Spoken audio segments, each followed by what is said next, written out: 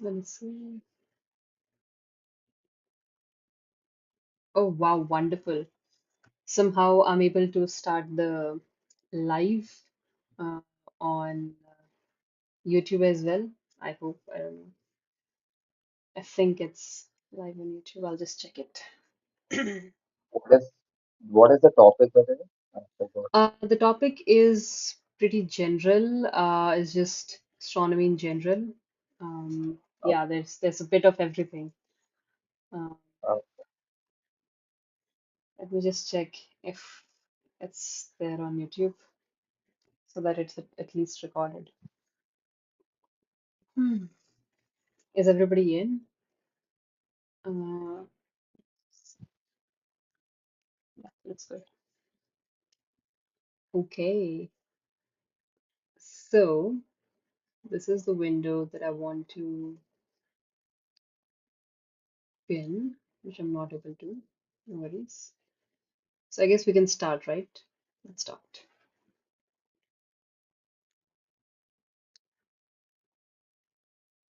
Mm, okay, application capture, display capture. That's better. Yep. So let's start. We have six people, and we'll start with six, and let's see how it goes. So first, I'll explain how, like, what the quiz is all about. If you're there, we have a lot of time and don't care much about the music. So, in this quiz, this is the practice question. For example, you'll have four clues, like we can see over here. And you have to read the four clues and then you have to answer two questions, like two words for two different questions.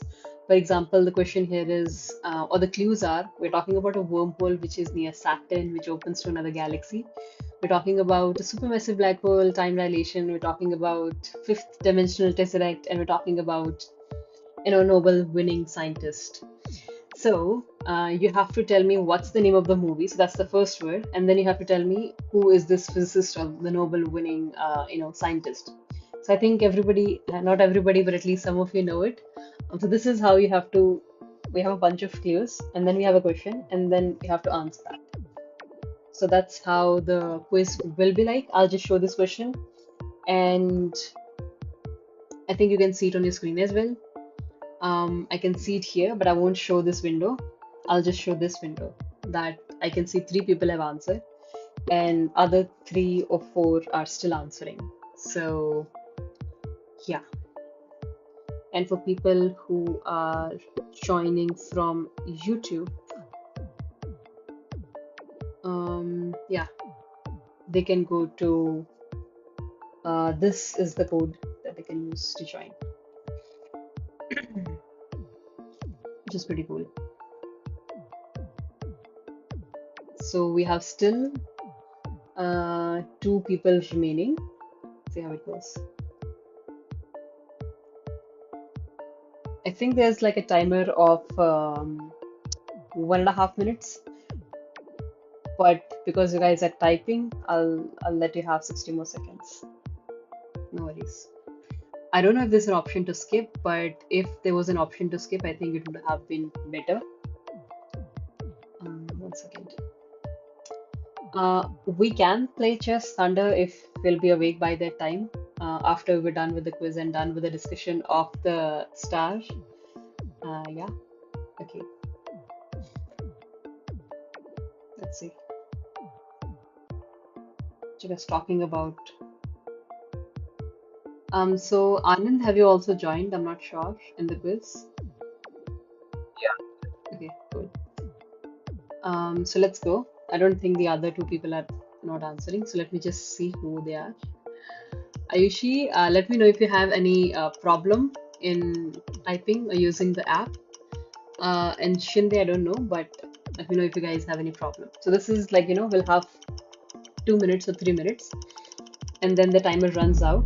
I would stop the timer before it runs out, but this was just a practice. So this is how we will have this, and we will also keep a leaderboard. So let us see. So the thing that we see is NKS or Nikki, I guess. Nikki has answered the first one, Interstellar. So they get 5 points. And then the next person to answer the next thing correct is Anand. So Anand also gets 5 points. And everybody else, you don't get any points because you guys are late. So you have to answer early, that's it. So it's like Anand and Nikki have 5 points each because they both answered half right. We will not make it any more complex. So you both guys have 5 5 points. Let's go to the next one. And this is just a trial. So we start from zero. So that's how we'll do. Um, you have to answer first and right.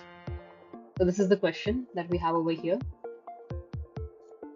Um, and these might be a bit hard, but I can talk about them a bit more so that at least after the quiz you learn something. I think this is a bit hard. I did not wanted the first question to be like this, but yeah, I made this quiz a month ago for the science too. So we're talking about, and don't try to use Google or ChatGPT or something. That's not fun. So we're talking about Le Verrier, who's an astronomer, I guess somewhere from France, and they're talking about something which was near the sun, but it was never found. So it's a planet near the sun, but never found. And then Mercury's orbit, so something to do with it being close to Mercury, and what solved it? The space-time theory, some theory that has to do with the space-time bending. So if you tell me the name of the missing planet and the physicist who solved the mystery. So let's see.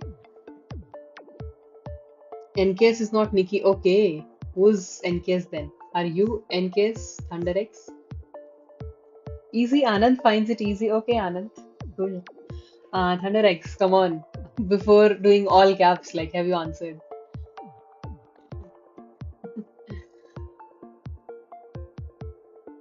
Let's see. I think it's been a minute. Let's see who has answered what. So, okay, I saw two more. So only four people have answered. Three are still remaining, and we have a minute. But I think we can skip, like we can end the question, and then we can see the answers. So Vulcan and general relativity, yes, but we were talking about the physicist, right, Anand? So physicist is like we need a name here. And Tron, Neptune is not near Mercury, so the hint was something near Mercury. Theia is not a real planet, like we don't know. It's a hypothetical planet. So, and Theia has to do something with Mars or Earth, right? Or the formation of moon, but it has nothing to do with Mercury specifically. Neptune and Urban leave Verrier, so nope, it's not Neptune. So Vulcan is right. And general relativity is also right. But Anand, do you want to share something like how do you know it's Vulcan? Like, do you know the story of Vulcan? If you don't mind unmuting yourself. Uh, yeah, Anand is here. Yeah, I actually once like stumbled upon Yeah, what are you saying? like one second, Yeah, yeah. which my No worries, we'll wait. Um, kind of hypothetical planet that was said to be first planet ever. So the clues most closer. I don't think Theia was the first planet. The first planet we had was Jupiter, right? That was the first planet to form. So I don't know why Theia is here. It's all right, Thunder X. We all learn something, so it's all learning. I guess Anand is a bit busy, so I'll tell you guys the story of Vulcan before hello. Anand. Yeah, okay, let's hear. Yeah, so basically what happened, I got to know about this some days back, not so old. Yeah, I guess lucky days back I got to know about it in Insta or YouTube, and I learned about it. yeah, Yeah. it's pretty cool. So from what I know, so this is like a real map, right? From 1840. I don't know if everybody can see my screen. I'll just share this picture in Discord. Um, it's a bit to manage everything on one screen, but yeah, this is the picture that I'm talking about. I think you guys can see my screen. Let me just check for YouTube because yeah, that's cool.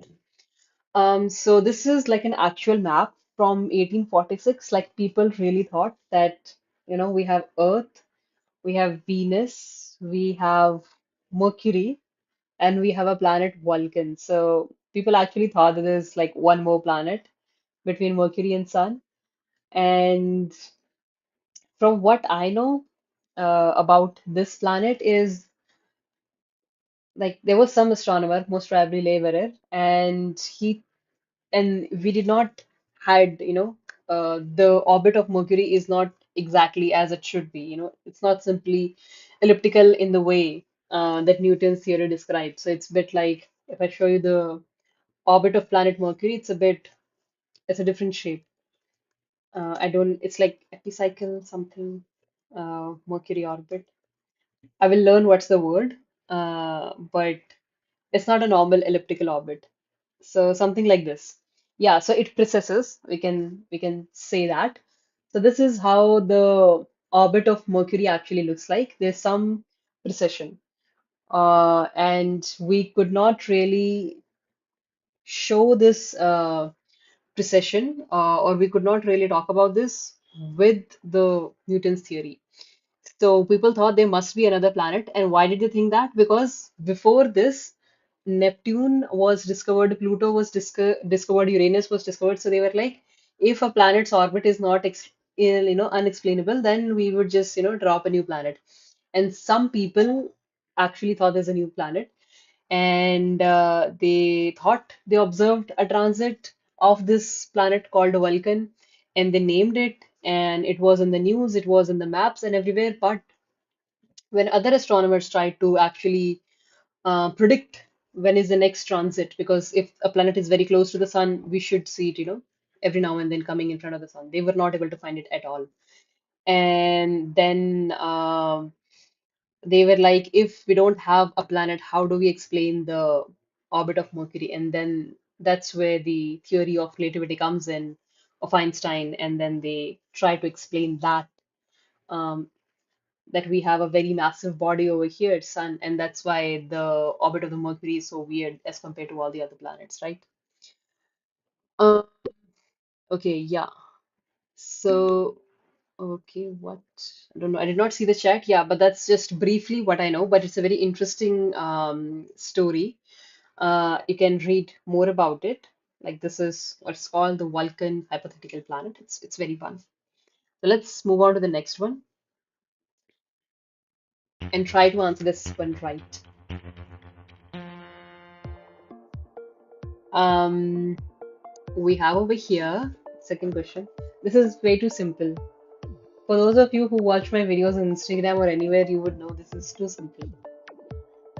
So 2000 years ago, something was done with the shadows in Europe at these places called Syene and Alexandria, and they measured the size of the Earth, very scientific and very accurate. So you have to tell me what is the name of this astronomer or scientist, and which is the astronomical event when this experiment was carried out.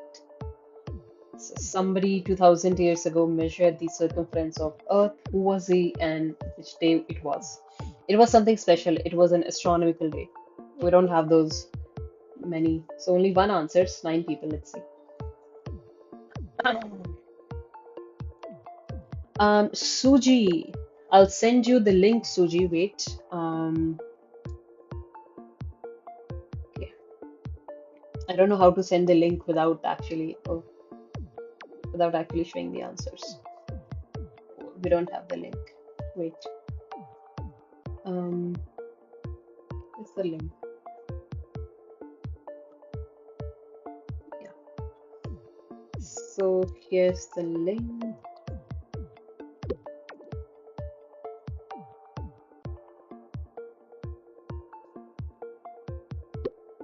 Okay. Come on, Nikki, you can't tell the answer in the chat. That's not allowed. Why did they think Mercury was misbehaving in the first place?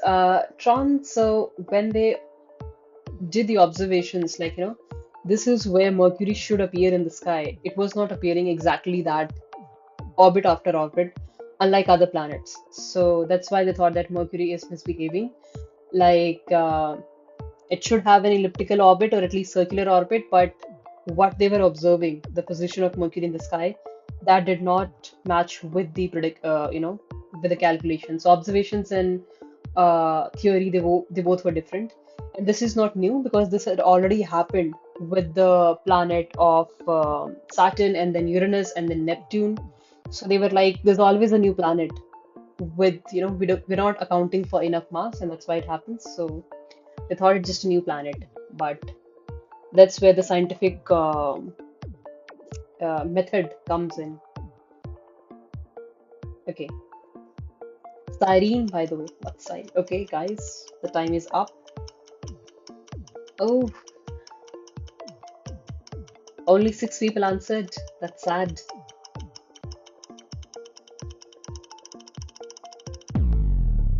So we have Anand saying Eratosthenes. So yep, I'm sorry, I was not keeping track of the points. I don't know where to keep up track of the points. You guys can keep a track yourself. Yeah. But yeah, Anand got it right. It's Eratosthenes, but that's only half. And then Summer Solstice, like Rocket Boy, gets the other half. And yeah, Stavya and no, Satya. I'm like so much English. Satya and Jalish is here. Hi, Jalish. He uses solar or lunar eclipse and ratios. Yeah, not sure. It wasn't solar or lunar, it's simply summer solstice. Yeah. So I'll tell you the very simple thing that they talk about when it comes to Eratosthenes. So this is Eratosthenes guy in Greece, and uh, this is what he did. So there's actually not a good picture over here, but we'll just try with this. Okay. So what he did was, he used to live in, I guess, Alexandria. I'm not sure because we're not familiar with these cities. So he used to live in Alexandria, and there used to be a very big pole in Alexandria, like a very tall tower. And Alexandria is, let's say, a bit top, above the Tropic of Cancer. And there is this another city called Syene, which is below the Tropic of Cancer, and it had a well, a very deep well there was. So what he knew is that once upon a year, there is one day in the year, sometime in summer, where we are able to see the bottom of the well. That happens on summer solstice because the sun is directly overhead, and this day never comes in Alexandria. And if the earth is flat, if the rays of the sun are coming parallel, then both places or every place on earth should have the same thing. Like the sun should be exactly overhead, or it should be always casting some shadow. It can't be like at one place it is directly overhead and at other place it isn't. So that's why he proposed that the earth is curved, and if you are able to measure this particular angle over here that they are showing, we can actually measure the circumference of the earth, like they're showing in some diagrams over here. And he actually calculated it pretty close to 40,000 kilometers, and that was very nice. And yeah, he was the first one to do that. So if you see it over here, he was the first one to do that, which is very cool. And then we had, from what I have heard or read, Aryabhat had also repeated this experiment in a different way, and he also got a good or similar answer. Let's move on to the next one, which is this is easy. Astronomical events built in India by Rajput king. Um, so this is error because there's already Rajput king, it's sort of giving the answer. It includes world's largest stone sundial, and it measures time, positions, declination, all that. So let's see.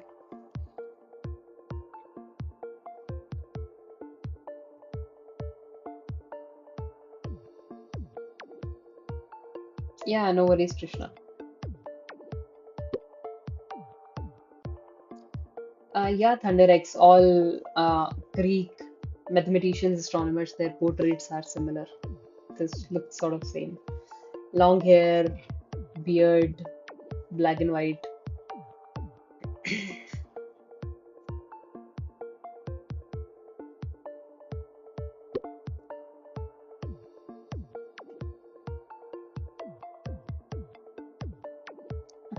Okay.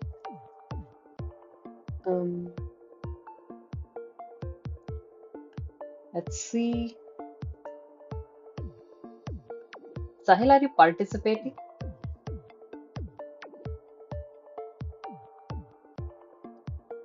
Yeah, sure. Thunder X, you can change it. I don't know, Sahil, are you participating in the quiz? What name do you have? Okay, so I can see the answers. I'll have to stop it. Um, because I showed the answers and stuff because of that. Sorry. I was trying to click somewhere else, but I clicked over here. So Rajput King, Thunder X, Samrat Yantra, yes, Satya, Anand, Jantar Mantar, forgot the king. Yeah. So I think the king is called Sai Rajput Sai or Sai Maharaja Rajput something something, not a very big name. And we're talking about Jantar Mantar Observatory. So I think it's Sai Rajput King, that's it. Um, and there are plenty of those in India. So you guys should visit it. They're nice. They are in Delhi, they are in Jaipur, and two other places. So they are, yeah. Oh, it's not Sai, it's Jai. My bad. I'm not good with names. So it is made by Jai Singh, this Jai Singh second, Maharaj Jai Singh. Yeah, that's the name, Maharaj Jai Singh. Um, so they are in Jaipur, New Delhi, Varanasi, Ujjain. Yeah, so these are the four places. If possible, you guys should go and visit them. They're nice. I've visited the Jaipur and Delhi one. It's pretty cool. That's the only question whose answer I did not know. Okay, so this is easy one. Um, we're talking about some image. Talking about some image. Navneet, yeah, hello Navneet. Okay, no worries, Sahil. So, we're talking about a famous image taken from 6 billion kilometers away. Whatever the name of this image is, it's very famous speech, very famous speech. Like every astrophile knows it. It's also a book. People get it tattooed. It highlights the insignificance of human conflicts, and it's made iconic by a famous astronomer and science communicator. So you have to tell the name of the scientist or astronomer and the spacecraft that captured the image. Hmm. If possible, also the name of the image and not just the spacecraft. Spacecraft may be a bit tough, but you should know the name of the scientist and the name of the image. If possible, you remember the name of the spacecraft as well. That's optional. Let's see. Oh, hello, Shivang. Are you participating? You just joined. Shivang, you don't have to answer here. Join the quiz. Come on. You don't have to answer it here. I'll send the link if possible. Look, I'm sorry, I didn't know it's the rules, and no I worries. will not be staying longer because I'm Okay, feeling okay. really sleepy. Okay. So you just join us like Sahil, Just sit back and relax. Don't type anything. Yeah. Sorry to ruin your question. No, no worries. No worries. No worries. It's fine. So Now, since I have ruined it, can I also tell the name of spacecraft? Perhaps the only question I know. um wait for 5 seconds, okay? Wait for 5 seconds. Um then I'll end the question. Yeah, I can end the question now. Yeah. Now you can tell.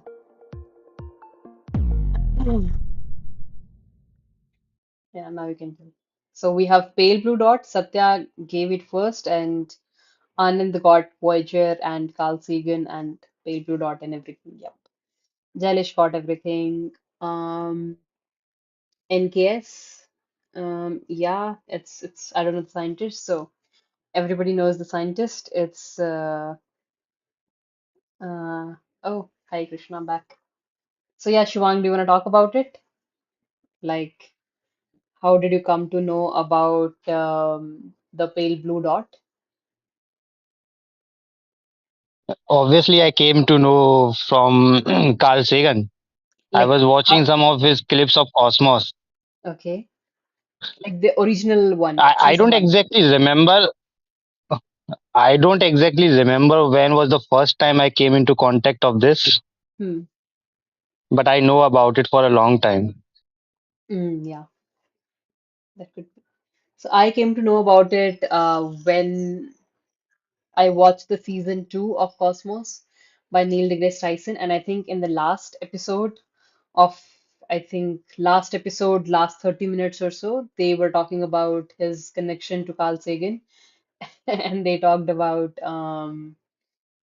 the speech also, and that's how I came to know about the pale blue dot. I was like, yeah, mind blown. I don't know if it was exactly the last episode, but that's what I remember.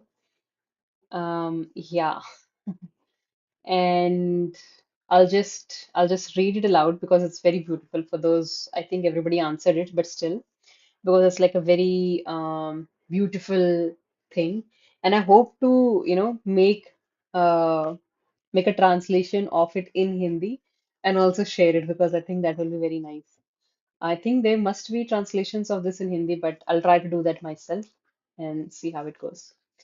This is the picture that was taken by the Voyager spacecraft, as you can see here. And this is actually a very big picture. I recently came to know like the picture that we see over here is just part of that. And the original picture is, let's say, very big.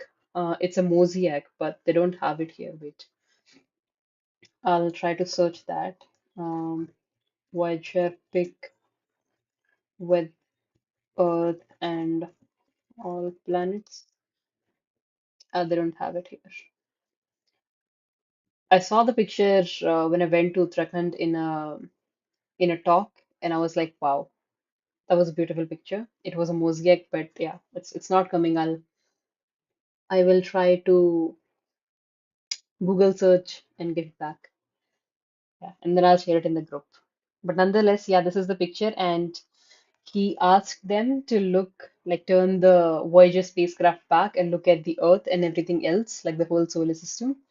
And then this was the speech. It's a very long speech, but this is, I guess, a part of it, where he says that look at that dot, that's here, that's home, that's us, on it, everyone you love, everyone you know, everyone you've ever heard of, every human being, whoever was, lived out their lives, the aggregate of our joy and suffering, thousands of confident religions, ideologies, and economic doctrines.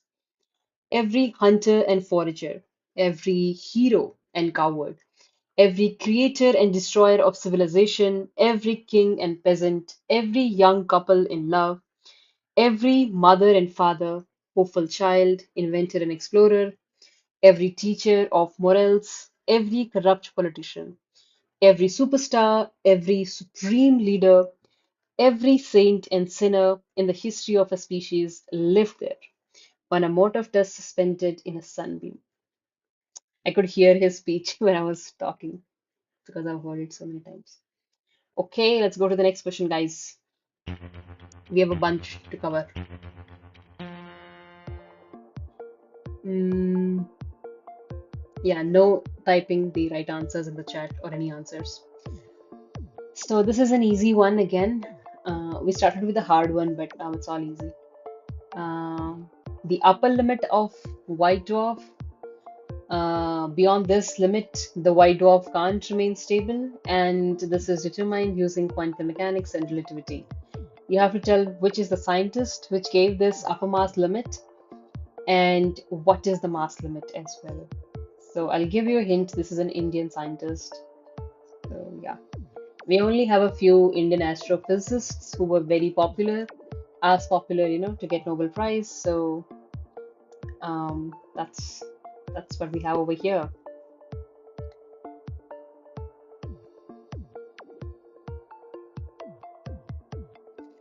What are you guys talking about in the chat?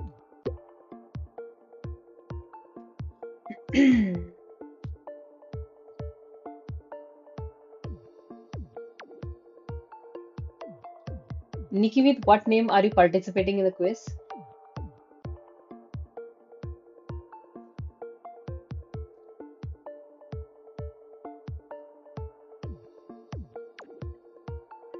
Yeah, with what name are you participating in the quiz?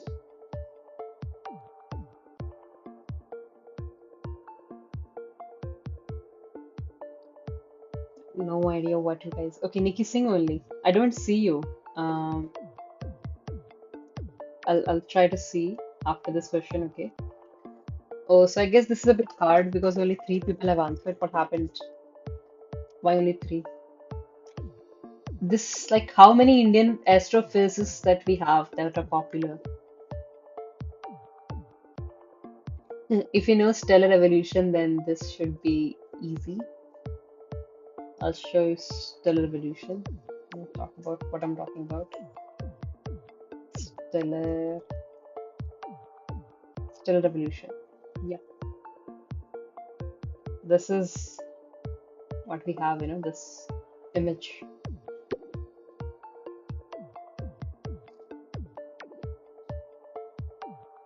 So we don't have any mass here, but we're talking about this specifically, this white dwarf. Um, and oh yeah, this is actually related to the T Corona Borealis as well, because T Corona Borealis is a binary star system where it has a white dwarf, and when more material gets inside it, like eventually it erupts. So this is also related to the recent news that we've seen. Okay, just four people. Let's see. Um, yeah, Chandrasekhar Limit and some Subraman Chandrasekhar. Yep, that's right. Anand, Thunder X doesn't know, or Navneet. Krishna doesn't know. Aniki Singh. Okay, yeah, Chandrasekhar Limit. So it's called Chandrasekhar Limit, but there's actually like a number associated with it as well. So if you, I think this is a better picture that we have over here. Yeah, I think so. Have they given any masses here? I think they have, yeah. So suppose we have, a white dwarf, a binary white dwarf, or we have this specific white dwarf, which means we had a star, what exploded and is now a white dwarf, but it has one more star, along with it, which is a red giant or something. So in this specific case, the mass is going from, or some of the material is traveling from this red giant to the white dwarf, but there's only so much mass that the white dwarf can, accept or add onto itself before the gravity is too much and it contracts and then explodes as a nova or even as a recurrent nova. And this specific limit is 1.4 solar mass. So if it is more than 1.4 solar mass, if this limit is increased, that's when it explodes as a nova. And if I'll show you, this was done by Chandrasekhar, and oh, I just like Wikipedia articles because it's just a bit more simpler. There's I was hoping to get a picture of him, but there's no picture. Yeah. So they're saying this is the mass of a stable white dwarf, beyond which, if somehow we are able to add more mass into it, it's only stable up to 1.4 solar mass. If a white dwarf has more than this mass, then it is going to erupt, and it happens. And then we get those recurrent nova, the same thing that is happening with uh, you know, our T Corona Borealis. I actually came across this video that I wanted to share, which is also the same thing that is happening. I used this video in my last video as well, where we have a red giant. This is how it actually looks. It's very peculiar, but amazing. So that's suppose a white dwarf, which may have, let's say, one solar mass. That means it is same as the mass of our sun. They have actually used, I guess, moon over here. And then if its mass exceeding to from 1 to 1.1 to 3.4, and when it reaches that, it's going to erupt or explode or something like that. So that's pretty interesting stuff that happens in a universe far away. And there are many stars like that. They're all called recurrent nova, binary star system of white dwarf and red giant. Okay, let's go to the next one. Um,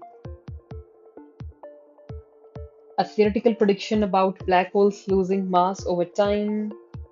Quantum mechanics, general relativity are mixed over here.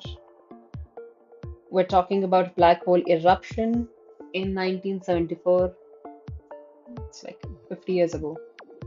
So, which is this physicist? And this physicist is very famous. And what are they talking about? Like, which phenomena? What physics is this? So, okay, okay, guys.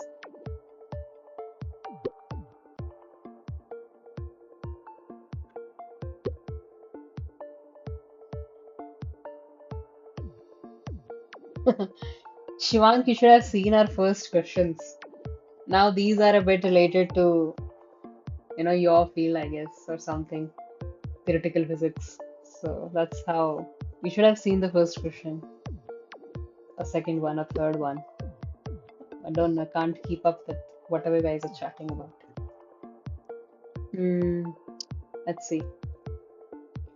Krishna says to heart, no worries, Krishna. You'll learn all the answers. So I guess we'll keep this. Yeah, Shivank, that was a hard one, right? No worries, Krishna, no worries. At least you'll learn five new things today. So there's that.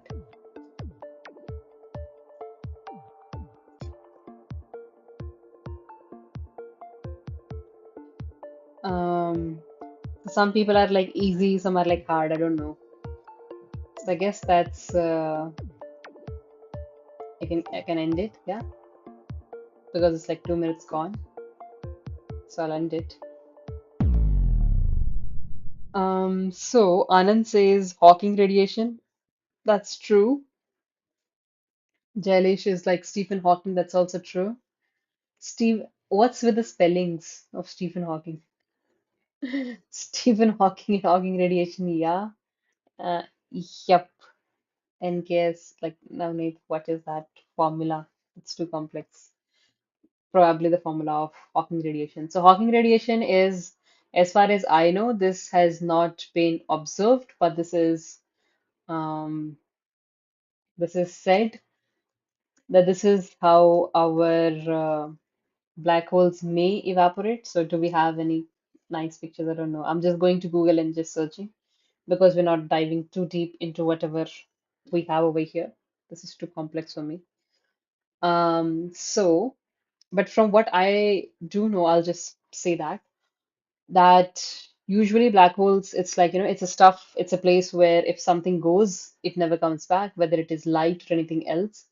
But still, astronomers think that they must evaporate or they must also lose their mass.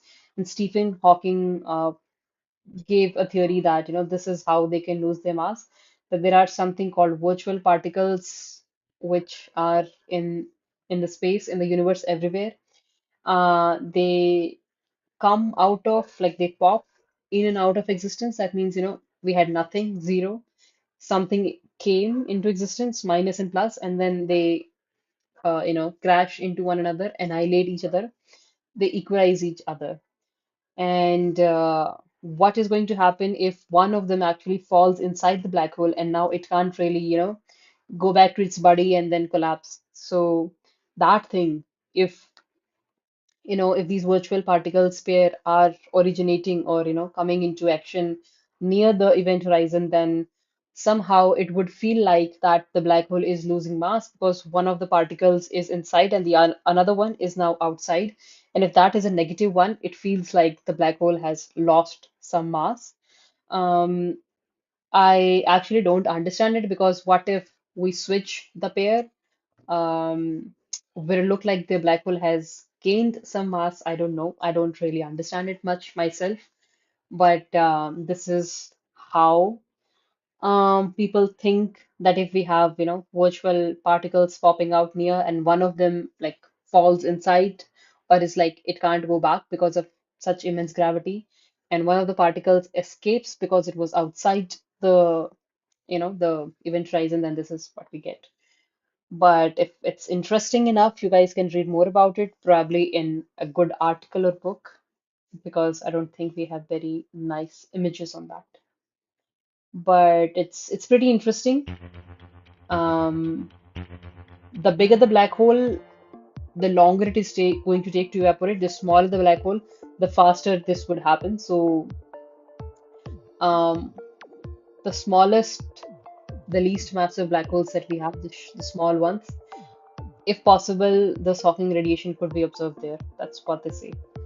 But we've never observed it till now, so who knows? So this will be the last one because I think it's getting too late. It's like close to 11. So yeah, I have more questions, but this will be the last one. Um, a mysterious gravitational anomaly in space. It influences the Milky Way galaxy. It lies in a region of sky obscured by the zone of avoidance. I don't know what that means. Um, and yeah, so it's thought that there are a lot of galaxies that are pulling us towards it. There is something in space out there where our Milky Way is heading towards, along with other galaxies, and it's unstoppable. We're all going there. So what is it called? Let's see.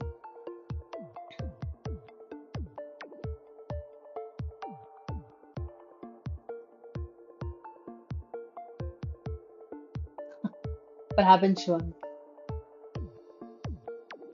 Shivang must feel like I butchered the last answer with my explanation, right? Because my explanation was so brief. Yeah. There's two people answered already. That's nice. We'll wait for 30 more seconds.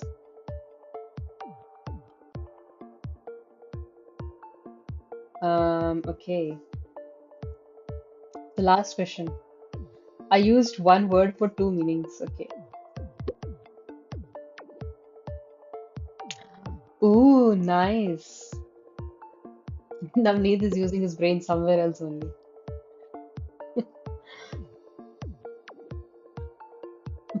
Not getting the right answers, getting the right pun intended. Um, okay. Krishna. The light can't pass because there's a huge gravitational force outside of the black hole. What if the gravity gets decreased in the middle of the black hole? What's that? That's a question or a comment? Um, I don't know, Krishna. Like, the context. Like, is it related to the last question? Um, hmm. Hello, Sham. Jaresh, no worries. No marks. No marks cut for spellings. Okay, no worries. So we have right answers. Wow, that's interesting. Um,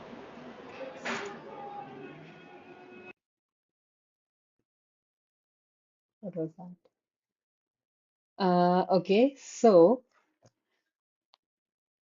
Dark matter, dark energy. No, Navneet, that's not it. Anand says the great attractor. Source, I learned about it in Get Set Fly Science. Yeah, nice. Great attractor. Yeah, Jalish. Yeah, Nikki, great attractor. So I'll show you the picture of what is the great attractor. Um, if you go to Google, right? Um, and I think if you go to, there should be animation. I don't know where is it. I'll see if it is here.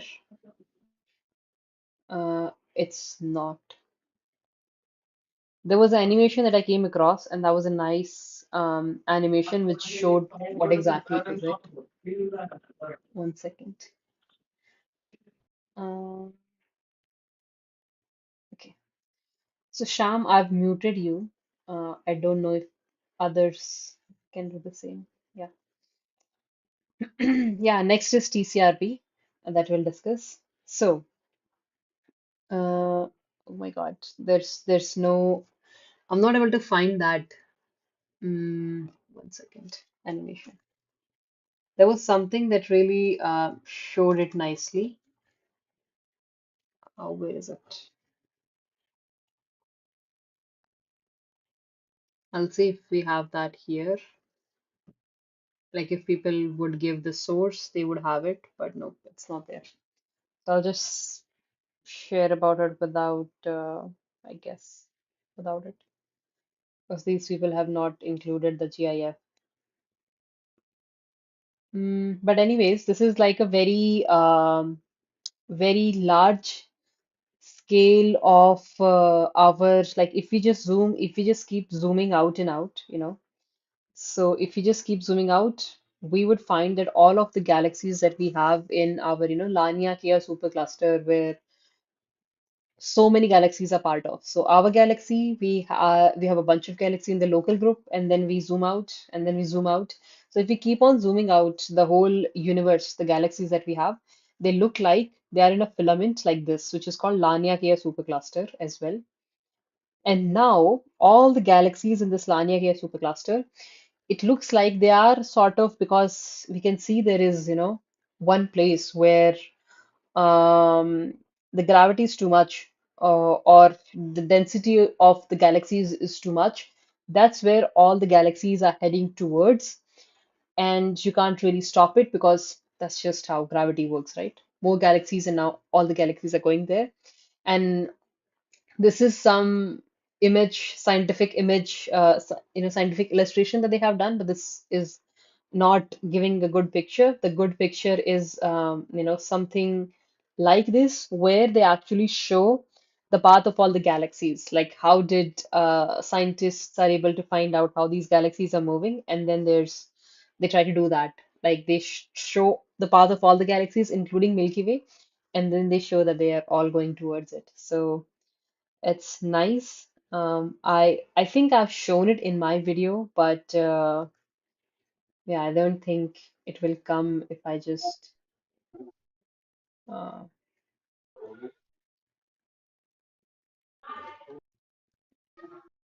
will a video come?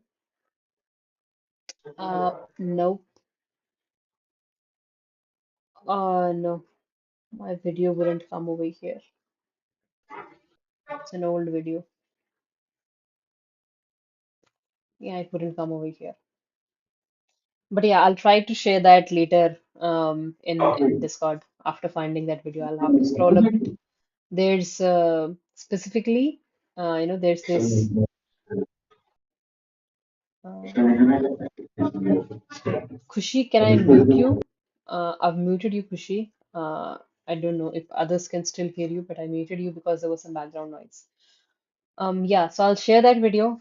I have it in my phone somewhere. Um, it's a very nice one.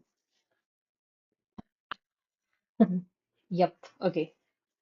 Yes. So, but yeah, do read about the Great Attractor, because this is where, we have all the galaxies, and it looks like all of the galaxies are, heading towards the Great Attractor. So we have these huge clusters, blah, blah, blah. I think Hydra cluster is the place where all the galaxies are going. Mm, yeah. Okay. So we'll end the quiz there because I think we have had too many questions. How do I end the quiz?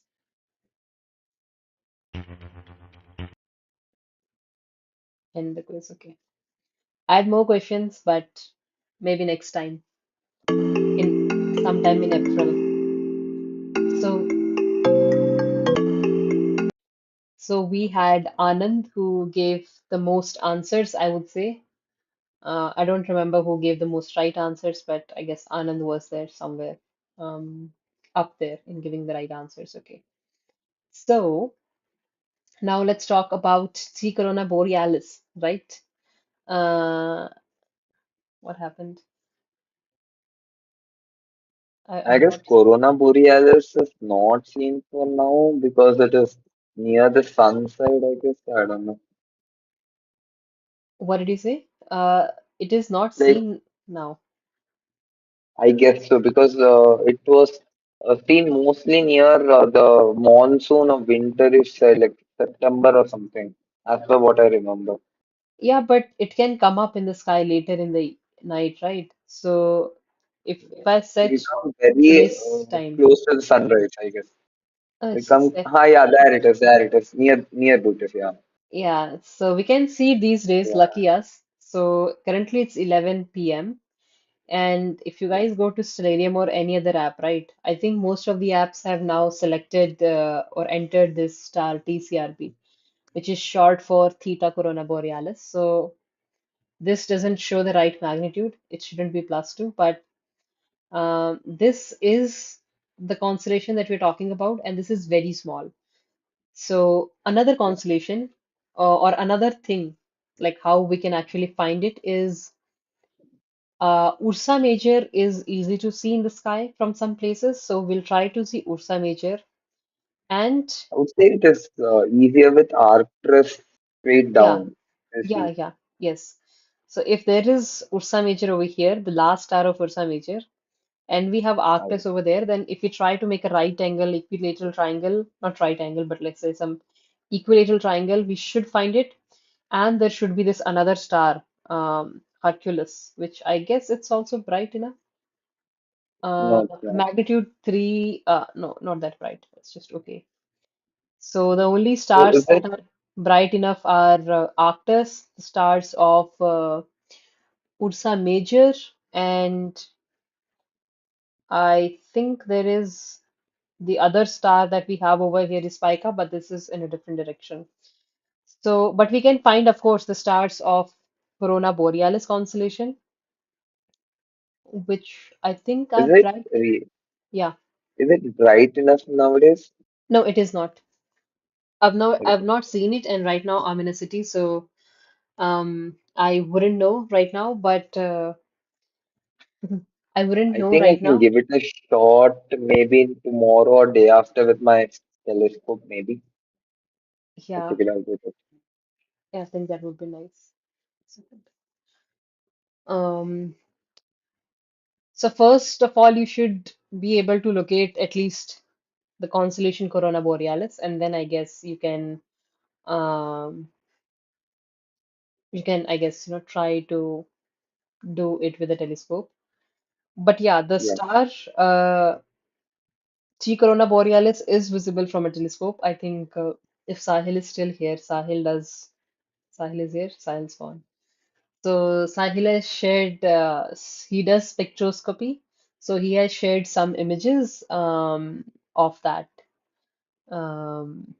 His spectroscopy, he is able to see that star and other stars. And he's just seeing if it's getting dim in the brightness, it's getting dimmer, it's getting brighter, what is exactly happening. So he's sort of doing all that. So he uses a telescope. I don't know what are the specs, but he's able to see it. So I think people should be able to see it. And he is able to see it from a city as well. And there's one more thing that I was able to find that this is our Arctus over here. And they are saying that if we have Arctus and Vega, then this T Corona Borealis constellation should be somewhere again in the middle. The Corona Borealis should be somewhere in the middle. Yeah. So not exactly, but somewhere. So that's also how we can find it. But I think Vega is rising pretty late because I don't see Vega. Where is it? I think it would be here. No. Then it rises pretty late. Oh yeah, it's too late. But the best timing to see it is going to be after I think 2 or 3 p.m. because then only it's high up in the sky. Otherwise, it's going to be too close. But this looks like a yeah, this looks like a nice thing to see that we have Arctus, we have Vega, we connect them and we try to find some pair of stars forming a sea in the sky. And if we are able to find the sea, then we try to use the phone and try to, actually locate this. Hmm. And the orientation should be right, that on the left we have Ursa Major and on the right we have, I guess, Scorpio, because I don't know these constellations. So the only one I know is Scorpio and Libra. Yeah. So this is how it is. But I think if we try it at after 12 or after 1, it could be a nice one because Vega and Arctus are easily visible, and then we just have to see that how many stars of Corona Borealis are visible. And if we have a telescope, definitely I think we can try. But this is 10th magnitude. Right now they're saying it too, but it is a 10th magnitude star, so I'm not sure how good it will be. So we'll have to see how good it is going to be. Okay, we have a vote in the chat. Navneet is flexing his skills. Um, okay, I voted. Yeah, so this is one thing. The another thing regarding it was, of course, on the dates, as I already shared. Um, if you guys would have seen the paper that I was talking about, I will just share it here as well. Um, because it's a very short paper, and I think it was a nice one to just read about it. And oh my God, oof, I have a quiz. Okay,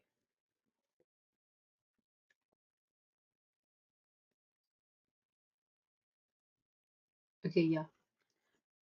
So this is the paper in the question that I also shared in, like, this is what I made the video on. So if you guys just know this, you give it a read and you'll be able to find out how did they calculate the other dates. And there's no science into it. It's just simple maths. Like they're trying to predict the next date, which I think is a bit like astrology, like how they calculate things in astrology, using the maths. Something like that. Like they're looking at all the past events and they say that this is the number that we are getting, 126. Where is it? Yeah, they're getting something like 126, 127, 128, something like that. And that's how they said that, let's go with these numbers and let's roll some other dates. So, of course, we've missed 12th of August. There was no new star in the sky then. There's an error of plus minus 8 days. So yeah, so one should have to wait till April of 8th or November 10th at the earliest. So I think we'll be we'll be able to see. Yeah, Nikki, what's your question? You can ask. It's a nice read.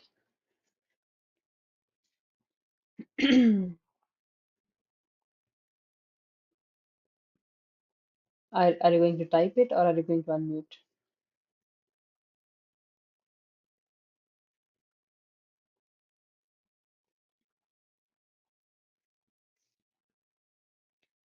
Okay. Okay, Nikki's typing. Cool.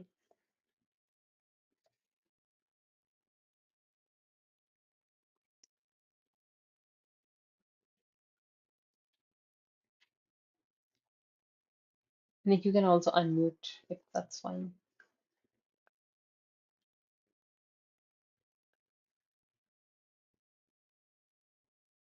Nope. Okay.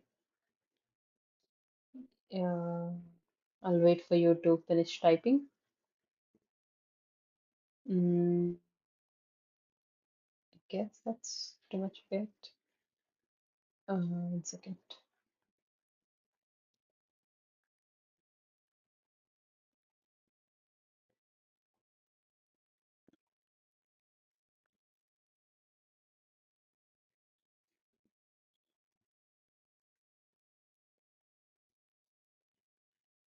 There was one more interesting thing that when I was watching a video about this star, I came to know is, people are, observing the brightness, something like this. They would observe the brightness, but like big observatories that we have, let's say like the JWST observatory, like the JWST telescope, or let's say, telescope in Hanle or Nainital or in Chile or Hawaii, big giant telescopes that we have in space or Earth. They're not actually looking at this star because we don't know when it is going to explode, and every hour is expensive to get time on the telescope, right? So, but we still need to observe it, like when it is going to, when is that, nova is going to happen. So this task is actually done by amateur astronomers. Like they're looking at this star every night, all night, everywhere in the world because they have a telescope and they can do that. And they are taking all the observations and updating it, I think, at the Astronomer's Scroll and other places.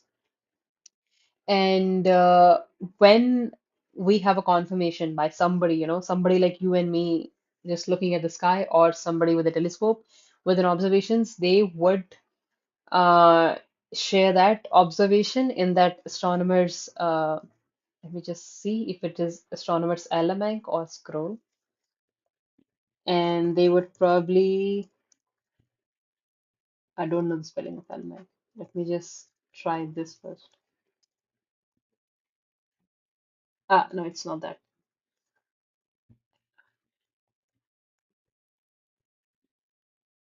Oops, it's not even this. I don't know. What's the website? There's some, and I forgot the website. Is it not this? I know the UI if it only opens. I don't know. If it's this one, most probably not this one. There's some other website. I'll have to find it. What is it called? Not this. It was something else. It's a website. So there, people are going to update amateur astronomers that this is the observation, and then the signal goes, and the all the other observatories are going to directly point towards there. So it's like, even though this is a big thing, this is where amateur astronomers with a telescope come, and they aid the big observatories to look there. Um,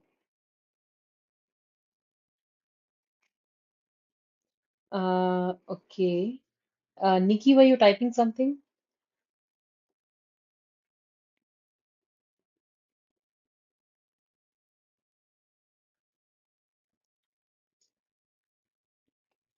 What is the website where amateur astronomers enter data about comets or star observations? No, it's not that.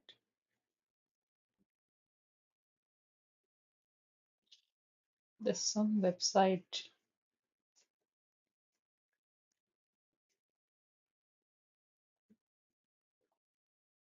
Hmm, I've lost the website.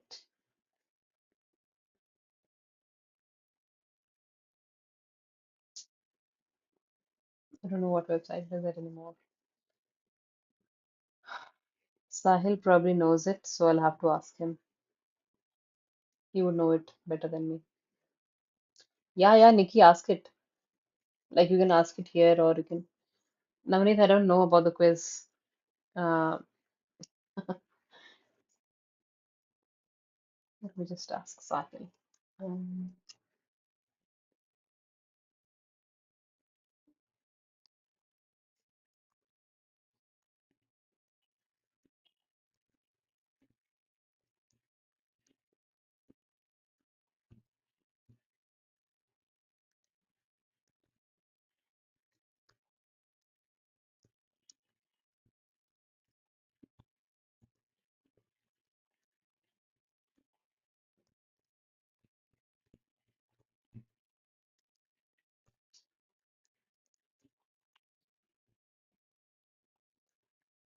hmm. So I've asked him. He'll probably reply.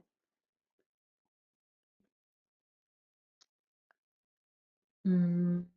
Okay, guys. Hey, Nikki, what are you typing? Come on.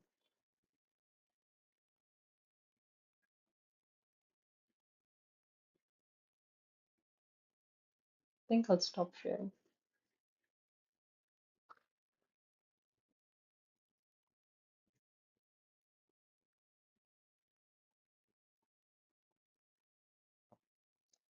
Yeah, this data is not correct. Because we don't have. Yeah, I don't think this is. Oh, it may be correct. I don't know. I did not even see it. Uh, yeah, Sunita Williams and Butch Wilmore are back on Earth. So, yes, right. Navneet, that's the point. You missed the joke. Come on, see it. You missed the joke.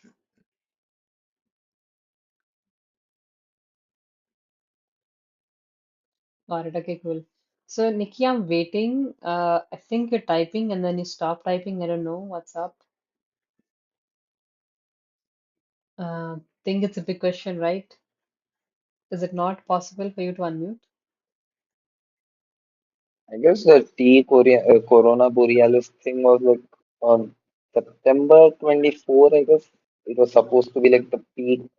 Yeah, yeah.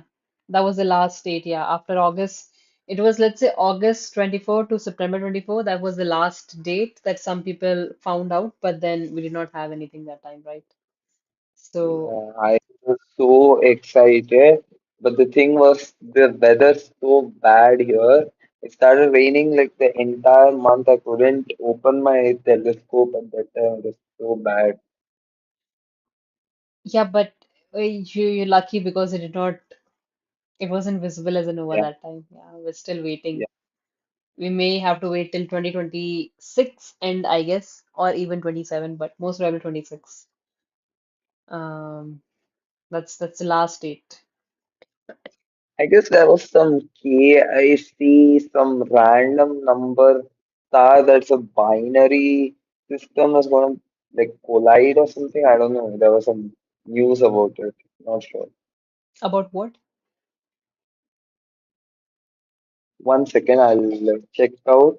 There's a star like a binary system. It's Yeah, some KIC, some one, some star like that, which is binary. It is a binary system. yeah. They said it'll go to a Mars supernova or something like that in the constellation Cygnus. Not sure about it. I don't know about it But either. What should I yeah, search? because it's really old or it is like, how do I say? It was like when I was in ninth grade. That was like 3 years back. I got to know about it.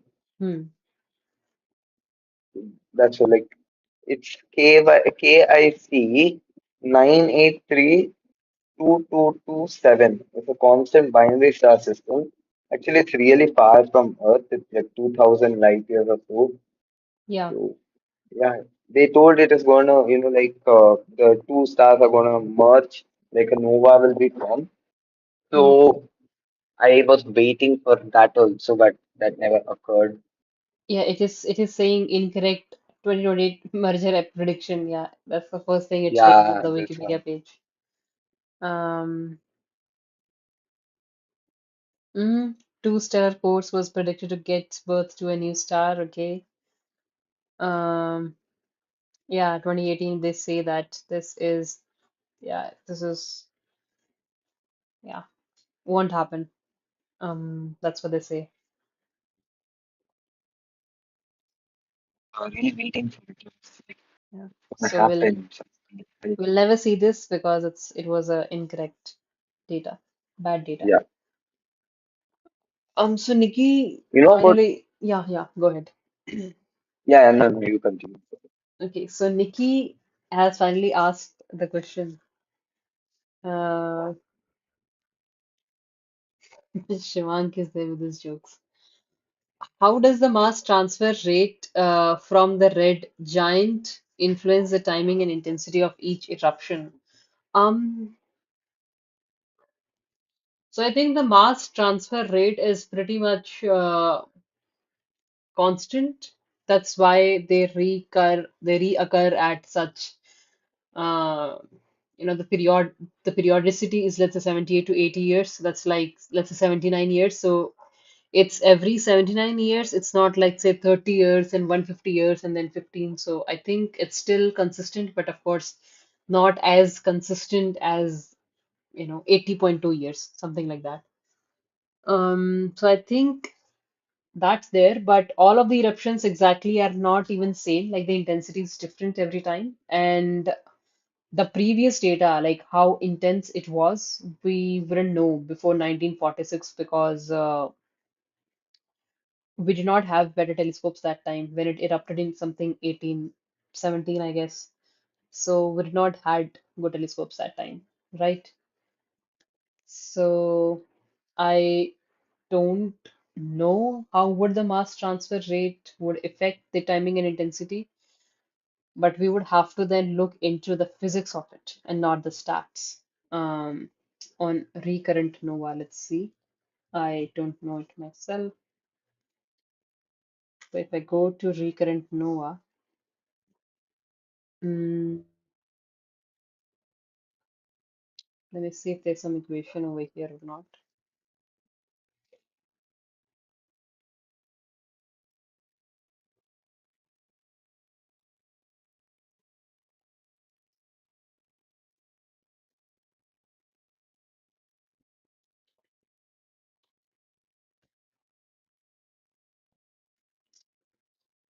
Mm, okay,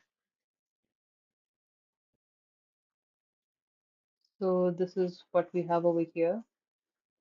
Um,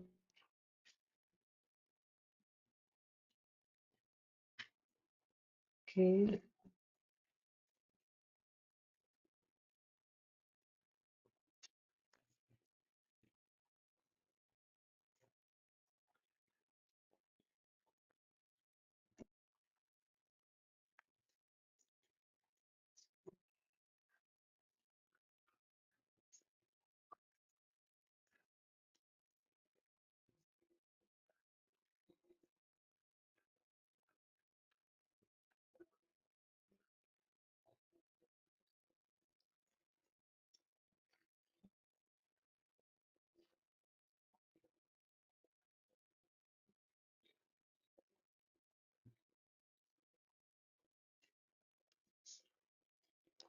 I don't see any formula over here, um, which would say stuff like, how much mass is getting transferred or something.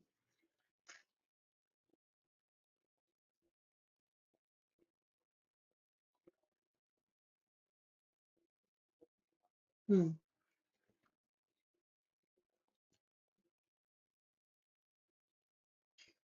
Oh, like, do you know about Tabby stuff?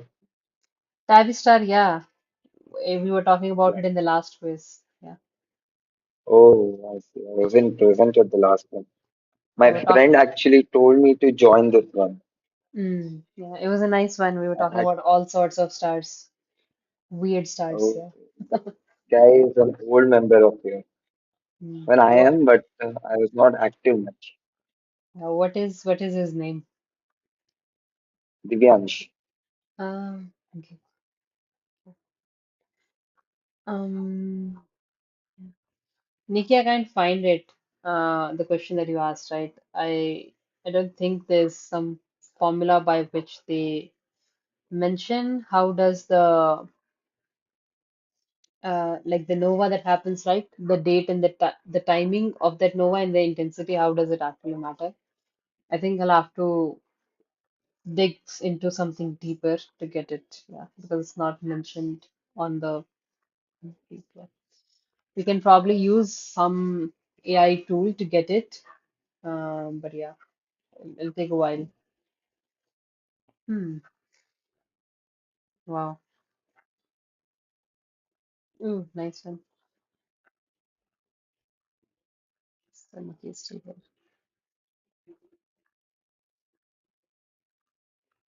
So, Nikki, do you use any AI chat search engine to find answers to your question? I use them all the time.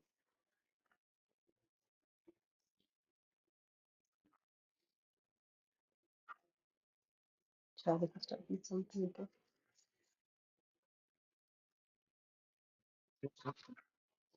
Too much. Yeah. So it like we might not be able to get all the answers right, but I think if you do put some research mode on, then you can get it. Yeah. So I'll try to do that.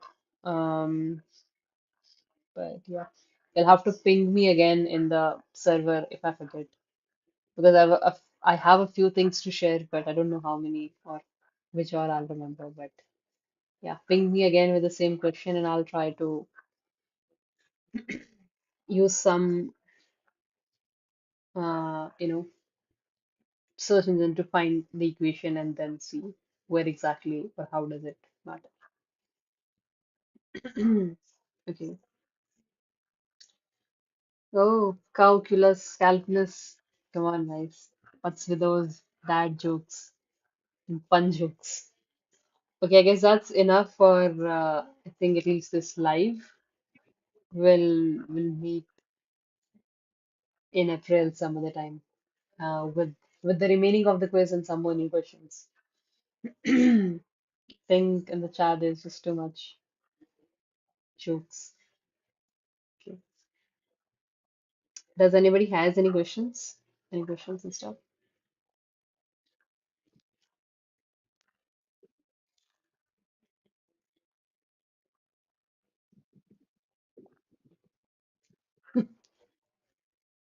Yeah. No questions, I guess, right? I'll just give me a minute. End the live.